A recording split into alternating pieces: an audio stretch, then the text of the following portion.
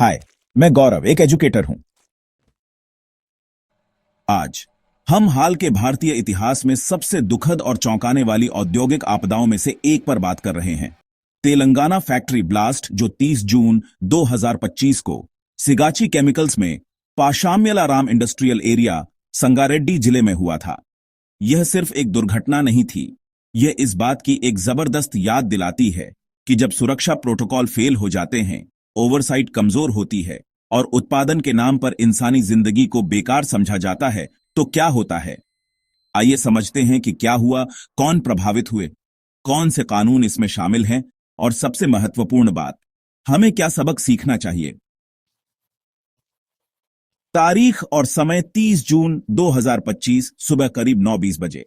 स्थान सिगाची केमिकल्स, पाटनचेरू क्षेत्र, तेलंगाना। घटना, एक रिएक्टर में नियमित ऑपरेशन के दौरान एक जबरदस्त धमाका हुआ। धमाके से 4 मंजिला इमारत ढह गई, मजदूर 100 मीटर से ज्यादा दूर जा गिरे और स्टोर किए गए केमिकल से एक बड़ी आग लग गई। सटीक तकनीकी कारण की अभी भी जांच चल रही है, लेकिन शुरुआती रिपोर्टों से पता चलता है कि केमिकल को रखने या तापमान कंट्रोल में कोई कमी थी।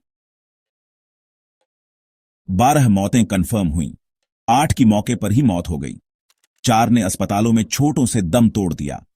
करीब 30 घायल हुए, जिनमें 12 की हालत गंभीर थी। कुछ केमिकल के संपर्क में आने के कारण वेंटिलेटर सपोर्ट पर थे। पीड़ितों की पहचान हुई, बिहार से अभिषेक कुमार, ओडिशा से नागरजीत तिवारी। करीब 150 मजदूरों में से लगभग 90 साइट पर थे। उनमें से कई प्रवासी मजदूर थे जिन्हें अब अनिश्चितता, सदमा और आर्थिक तबाही का सामना करना पड़ रहा है। तो चलिए उन एजेंसियों के बारे में बात करते हैं जिन्होंने तुरंत कार्रवाई की। एनडीआरएफ और एसडीआरएफ, स्थानीय पुलिस और अग्निशमन दल के साथ सभी शामिल थे। वे 11 फायर टेंडर लाए और मलबा हटाने के लिए हाइड्रा क्रेन का इस्तेमाल किया। साथ ही एक हेल्पलाइन जो है 08455 276 155 और एक कंट्रोल रूम संगारेड्डी जिला कलेक्ट्रेट द्वारा एक्टिवेट किया गया। बचाव कार्य 30 जून देर रात तक जारी रहे और सच कहूं तो लापता व्यक्तियों की तलाश तो जुलाई की शुरुआत तक भी जारी रही। मुख्यमंत्री रेवंत रेड्डी ने, आप जानते हैं, तुरंत राहत, बचाव और अस्पताल सहायता का आदेश दिया। राज्यपाल जिष्णु देव वर्मा ने श्रम विभाग को इलाज और जांच सुनिश्चित करने का निर्देश दिया। पूर्व मुख्यमंत्री के चंद्रशेखर राव ने मुआवजे और पूरी जांच की मांग की और प्रधानमंत्री नरेंद्र मोदी ने पीड़ितों के परिवारों को एक्स ग्रेशिया भुगतान की घोषणा की। अब इससे जोड़ते हैं जो छात्रों और नागरिकों को वास्तव में जानने की जरूरत है। इसमें कुछ मुख्य कानून शामिल हैं। सबसे पहले फैक्ट्रीज एक्ट 5948, खासकर सेक्शन 41B से 41H खतरनाक पदार्थों को संभालने से संबंधित है। नियमित सुरक्षा ऑडिट, मजदूरों के प्रशिक्षण और आपातकालीन तैयारी को अनिवार्य करता है।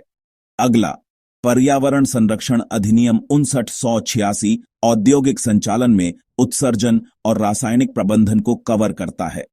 फिर हमारे पास केमिकल दुर्घटनाएं ईपीपीआर नियम 5996 हैं, जिनके लिए मॉक ड्रिल, सुरक्षा रिपोर्टिंग और स्थानीय संकट योजनाओं की आवश्यकता होती है।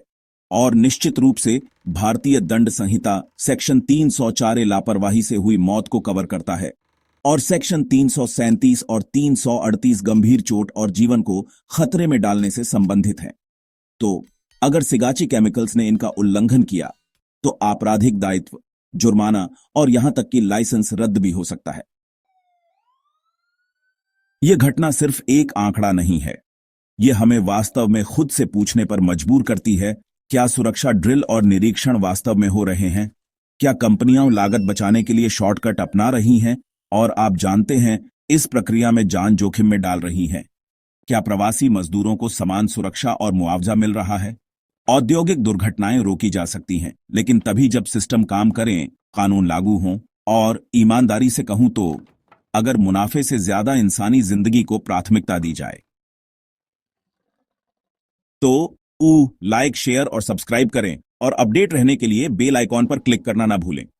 आपका समर्थन ईमानदारी से सुरक्षित कार्यस्थलों, मजबूत श्रम कानूनों, औद्योगिक जवाबदेही और निश्चित रूप से मानवीय गरिमा के लिए आवाज को बढ़ाता है।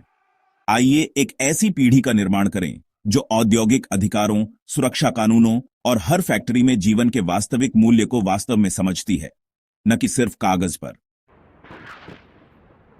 NDTV Telangana chemical factory blast में 12 की मौत। इंडिया टुडे संगारेड्डी जिले में जबरदस्त धमाका। द हिंदू राज्यपाल ने जांच के लिए कहा, helpline activate. At NDTV, at केक टोटलानी और एट ईटीनो व्यू लाइव से एक्स पोस्ट। तेलंगाना सरकार की ब्रीफिंग। फैक्ट्रीज एक्ट 5948, केमिकल दुर्घटनाएं ईपीपीआर नियम 5996, पर्यावरण संरक्षण अधिनियम 5986, भारतीय दंड संहिता 1860। यह वीडियो केवल शैक्षिक उद्देश्यों के लिए है। यहां के सभी तथ्य सार्वजनिक रूप से उपलब्ध समाचार रिपोर्टों और कानूनी दस्तावेजों पर आधारित हैं। किसी भी कंपनी, अधिकारी या व्यक्ति के प्रति कोई मानहानिकारक इरादा व्यक्त नहीं किया गया है। इसका लक्ष्य केवल औद्योगिक सुरक्षा और मजदूरों के अधिकारों के बारे में सूचित करना, शिक्षित करना और जागरूकता बढ़ाना है।